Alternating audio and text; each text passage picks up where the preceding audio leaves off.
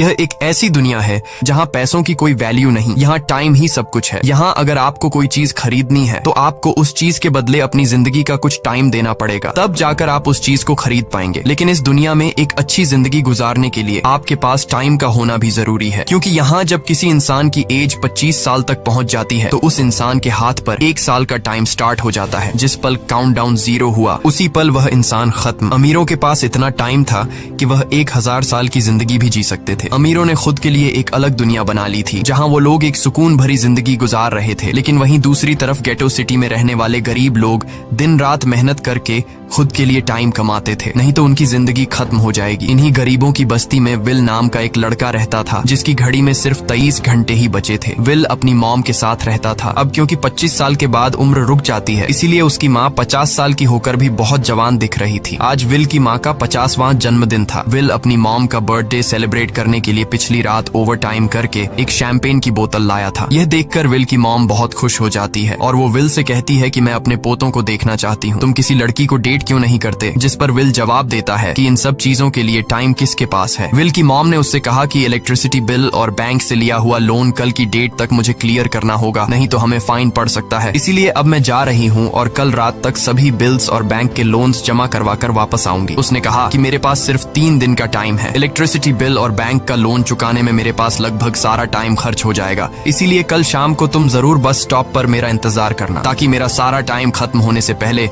मैं तुमसे कुछ टाइम ले सकूं। इस पर विल ने कहा ठीक है, मैं टाइम पर पहुंच जाऊंगा। जाने से पहले विल की माँ विल के हाथ को छूकर उसकी बॉडी में 30 मिनट ट्रांसफर करती है ताकि विल अच्छा नाश्ता खरीद कर खा सके। इसके बाद दोनों अपने अपने काम पर निकल गए। रास्ते में विल के पास एक छोटी बच्ची आती है। वो विल को एक कैप्सूल देकर विल से उसका थोड़ा सा टाइम मांगती है। विल मुस्कुराते हुए उस छोटी बच्ची को कैप्सूल में अपनी जिंदगी का 5 मिनट का टाइम दे देता है और वह चली जाती है। यहाँ हमें पता चलता है कि यह लोग अपने टाइम को एक कैप्सूल में स्टोर भी कर सकते हैं, जिससे यह लोग कभी भी यूज और ट्रांसफर कर सकते हैं। इसके बाद विल काम के लिए फैक्ट्री पहुंच जाता है। काम शुरू करने से पहले वह कॉफी लेने जाता है, लेकिन वहां वह देखता है कि हर एक चीज का दाम डबल हो गया है। जहां पहले कॉफी 2 मिनट की मिलती थी, अब उसका प्राइस डबल होकर 4 मिनट हो चुका है। यहाँ पर कभी भी किसी चीज का भी दाम बढ़ा दिया जाता है बिना किसी अनाउंसमेंट के। ये बात विल को बहुत बुरी लगती है। मजबूरी में विल ने भी कॉफी के लिए अपनी जिंदगी के 4 मिनट पे किए और काम पर लग गया। दिन भर के काम के बाद रात के वक्त विल अपने दोस्त के साथ एक बार में जाता है। विल का दोस्त 1 नंबर का शराबी था। वह हर वक्त शराब के नशे में टली रहता। विल का दोस्त विल को इशारे में बताता है